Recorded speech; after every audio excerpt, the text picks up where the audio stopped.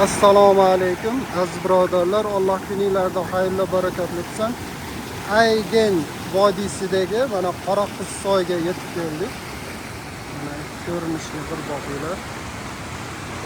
Bu Qoraqizsoy degani, qora degani katta degani ekan, qiz degani bu tog' ekan.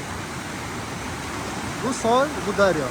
Qoraqizsoy mana katta tog' daryosi deyilar ekan. Mana shu Aygen vodiysida joylashgan. Mana ko'ringlar, boqinglar, manzaradan ko'rib shavq zavq olinglar, ovozlarni eshitinglar.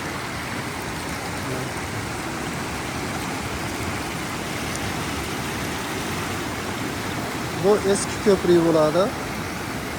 Oldin shu mashinani ko'rayotgan bo'lsanglar, mashina aylanib kelib tushib, shunda chiqib o'tib ketgan Aygen vodiysiga. Hozir yangi ko'prik bo'lganligi uchun bu yer shunaqa holat bo'ldi. Mana bu yerga kelib piknik qilsanglar bo'ladi. O'zini ko'rinishiga qaraydi. O'ta muzdek oyog'ingizda yozgi kunida.